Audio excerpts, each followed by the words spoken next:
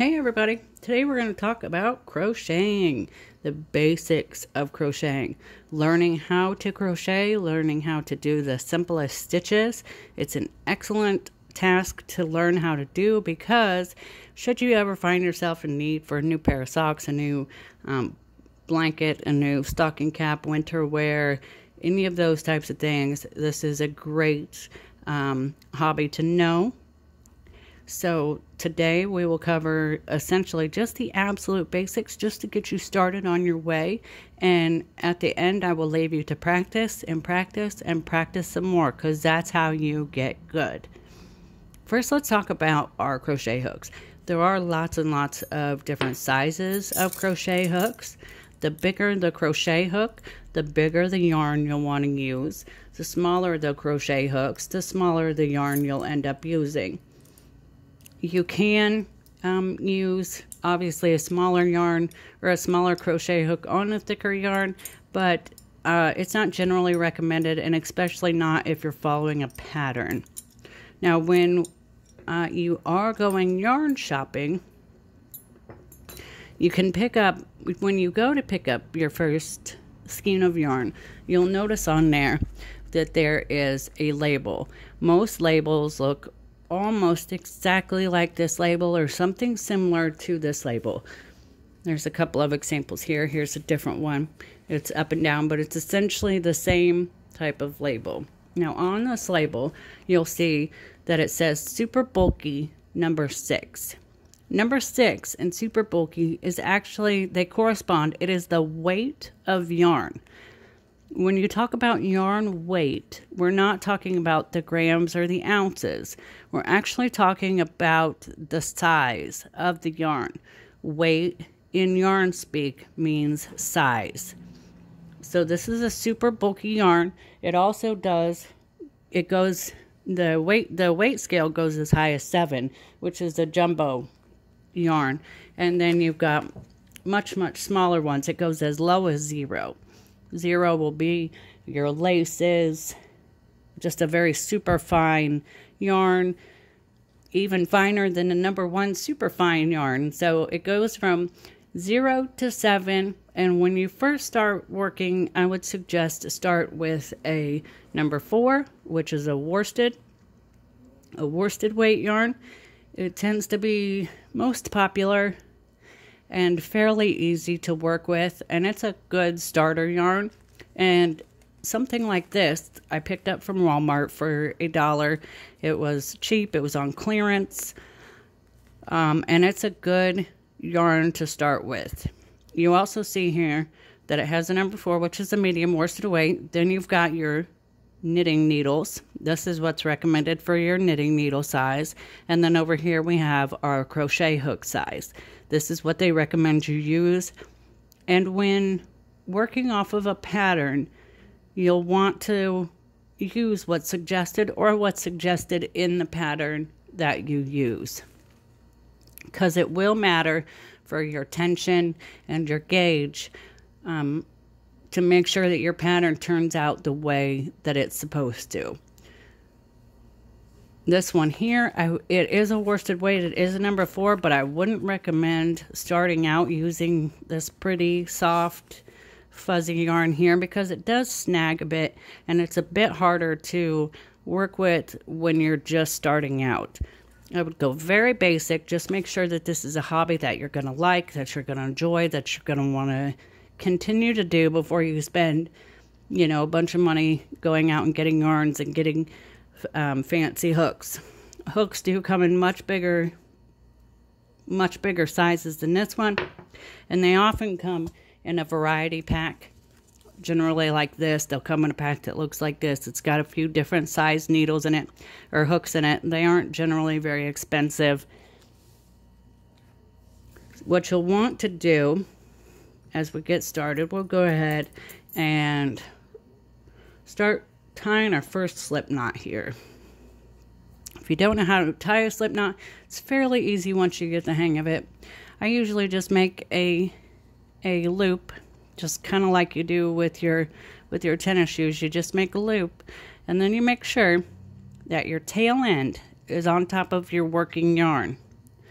Just make sure that your tail end is sitting on top of your working yarn. Hold it between your fingers. And then just bring your working yarn up through the loop and pull them. And there's your slip knot. That's how you make a slip knot. Just like that. I'll go ahead and take it apart and do it again. You just make a loop, just like you do when you're tying your tennis shoes. Just make a loop. Then make sure that your tail is on top of your working yarn. If you do it the other way, it won't work. Then just take your working yarn and put it through your loop. Grab it, hold on to both, and just pull. That's how you do a slip knot. Okay? Then you take your hook and you put your hook through your slip knot. Tighten it up a little bit, not too tight, because you'll want to have room for it to play a little bit. Now on your working yarn, I will say before I get started, with your working yarn, or with the yarn that you're going to use, some people will just take off the label and they'll just go ahead and work from the yarn tail that's up top. Personally, I prefer to find my tail on the inside. I like the way the yarn flows from the inside as opposed to having the label off. But some yarns like these, you've really got to dig and dig and dig to find that tail inside of there. But if you are more comfortable having the label taken off, or if you have like a tension bowl, or if you use a basket that rolls the yarn out, it's just as fine to take the label off and go from the outside. It's a personal preference. I prefer to dig and dig until I find that tail. Okay, back to our crochet hook. So you've got your slip knot on here and you've got your little tail. I like a tail. One, you'll want a bit of a tail because you'll weave it back through your project, and that helps everything stay woven together. And it's easier to brace when you first start out crocheting. It's easier if you have a tail to kind of hold on to. Now, I want you to really kind of pay attention to my hands and how I hold my crochet hook. And then, of course, your tension. Everybody will tension their line differently. They'll hold it in their hand differently. They'll wrap it around different fingers. You'll see how I do it, but it is a personal preference how you tension the yarn through your hands. And that is a habit that you are going to have to get into, keeping that yarn on your left hand to make sure that your tension stays the same. I won't go too in depth into tension today because you can gauge your tension and, figure out exactly where your tension is at. But that's not necessary for today because today we're just practicing. We're just getting started. So what you do is you just wrap your yarn behind your hook, just like that. You just wrap it behind your hook. Then I like to grab hold here because it helps to stabilize it. But you'll just pull your yarn will get hooked up underneath the hook there. You'll just take it and pull it through your slip knot, which is your first chain stitch.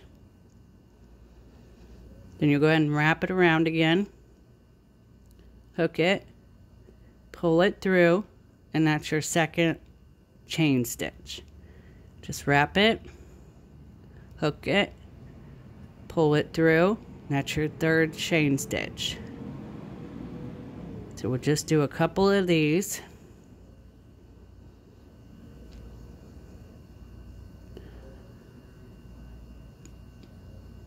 Now what I mean by tension is, since I'm doing this in front of people, it's weird and I'm kind of off to the side, so I'm not really the way I would normally do it.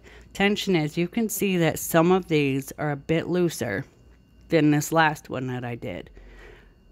So as you're working on your chains, you'll want to work on keeping all of the loops uniform. They'll all want to be the same size.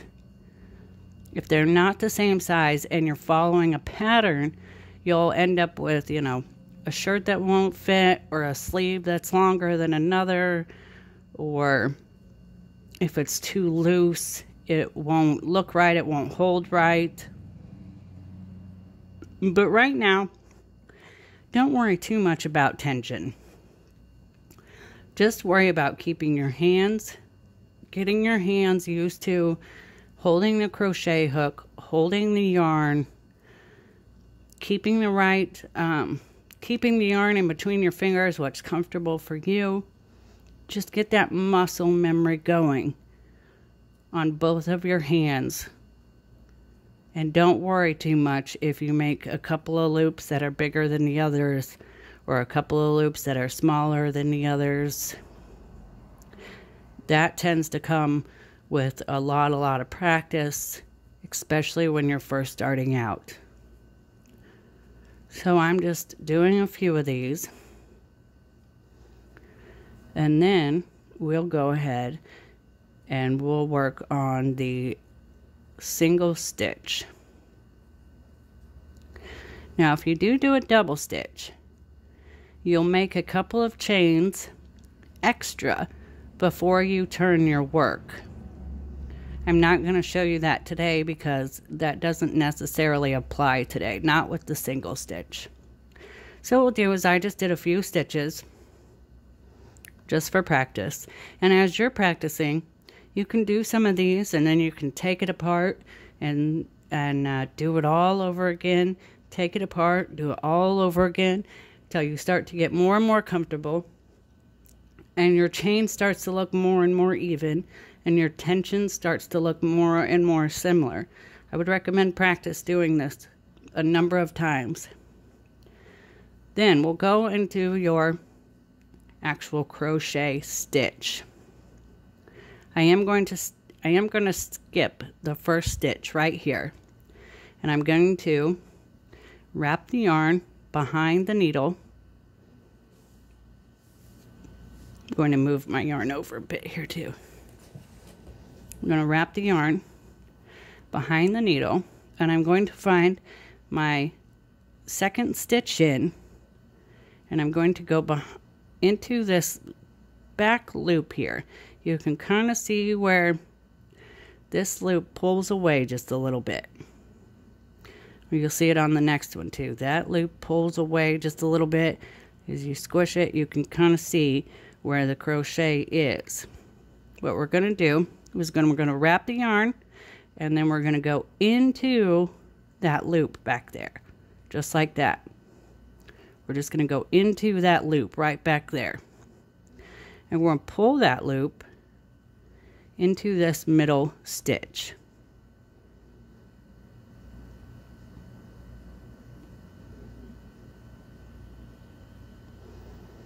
Just pull it right up in there and try not to get the last one. Just like that. There we go. And then you go ahead and wrap your hook one more time. Pull it through both of them. I'll go ahead and do that again. I'll do it multiple times so you can see. We're just going through this back loop here on this stitch, on that chain stitch. We're going to take this, we're going to loop that, we're going to hook that loop, pull it under that center one,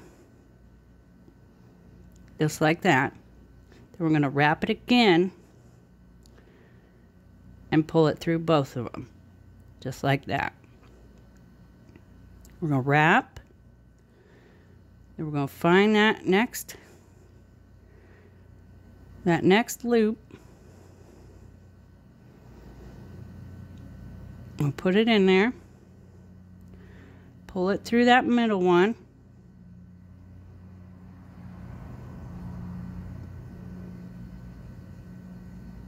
just like that. Wrap it, pull it through again, pull it through both of them, wrap, find our next little back loop, pull it through the middle, that first little loop there, just like that, and then through both of them. When I first learned how to crochet, I learned from a next door neighbor. Her name was Dottie. She was an older lady, and she would just sit in her house and crochet and crochet and crochet. She had so many different blankets and little placemats and hot pads and doilies and stuff, and I told her one day that I wanted to learn, and so she sat me down and she taught me these exact stitches right here. And I went home, and she gave me a bit of yarn, and I went home and I practiced and I practiced and I practiced, and I learned this first. I messed it up right there, and that's fine. You can just pull it apart if you do mess up. It's no big deal. I split the yarn, no big deal. Just pull out that stitch and start over again. But after she taught me this first single crochet, I actually made a blanket out of just a single crochet stitch. And I had it for several years. I was pretty proud, but it did take a lot of practice, and it didn't look very good. My first project that I decided to work on did not look very good at all. The tension was all off, and I think it got bigger and smaller in parts, but I was pretty proud of it when I first finished it. So I did keep it for a very long time, I think, before it ended up finally falling apart. Now, you can't generally make like a blanket or anything out of one skein of yarn. You will need multiple skeins of yarn. But if you do get a cheap yarn like this, it doesn't cost you very much money. So always check for yarns on clearances, especially if you want to pick up this hobby here, because you can definitely find some cheaper yarn to really practice on when you're first starting out. Don't go big, don't go expensive.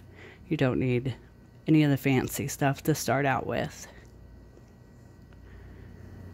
Okay, that is how you do your single stitch. That's just a single stitch in crochet. You've learned your chain stitch now. That's your chain. You learned your chain stitch, and then just a single stitch crochet. And you can just keep going and going until you finish that, and then you turn your project. You'll turn your project. Actually, I'll go ahead and pause this video a minute, and then we'll turn. I'll finish this up on a single crochet, and then I'll go ahead and turn it so we can do the next corner. I'll be right back. Okay, I'm just about done here with my little single stitch. I do want to say one thing. Make sure that you keep your chain stitch on the bottom as you're coming in the same. Don't let it get twisted or turn on you, because that'll make the bottom part of your project look a little wonky. So just make sure that you keep your chain straight and you're always going through that back loop.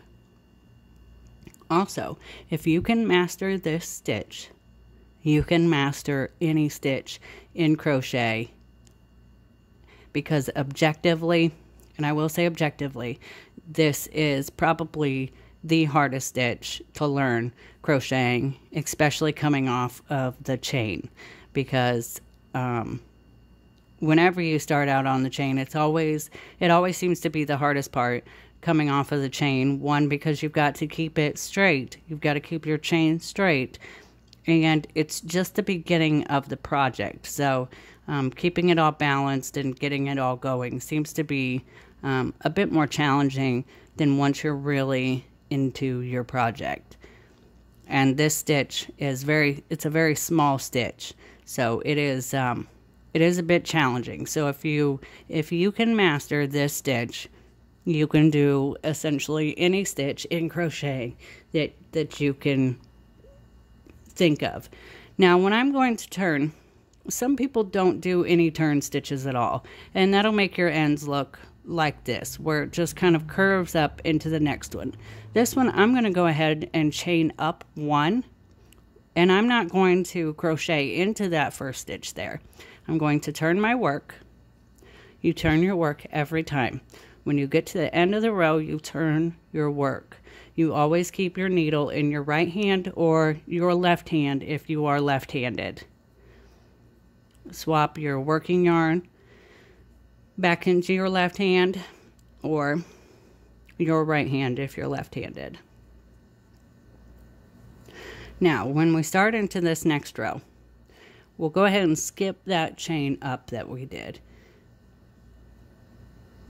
And we'll wrap over again. And then we'll go into that back row again. Now you can go, not to be confusing at all, but you can also, instead of just going into the back hook, there's another way. You can wrap over and you can take both.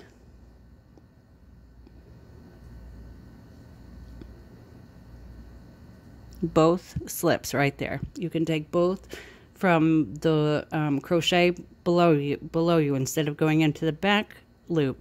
You can take the whole loop there, but you'll have to pull both of those pieces of yarn through that second loop, just like that. I would just stick with the back. I just wanted to throw that in there just to let you know that there will be other ways to crochet as it gets more in depth, and it won't be as tight and as tiny as the single stitch is. Okay, you practice this and practice it and practice it some more and practice it a lot. And then we'll work on doing probably the double crochet hook, the double crochet stitch in the next video, and possibly get started on a small scarf or something, some tiny project. But practice this, practice it a bunch. Really rewind the video, pay attention to how I hold my hands, how the yarn is held, each movement. Just really be aware of how it's done, and then figure out what's most comfortable for you and how it works best for you. And when you mess up your project or you do something wrong, it's super easy to just pull it back apart and start over again.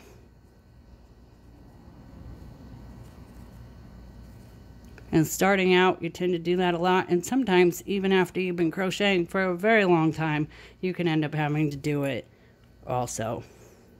Thanks, guys. Thanks for joining me. We'll see you in the next video.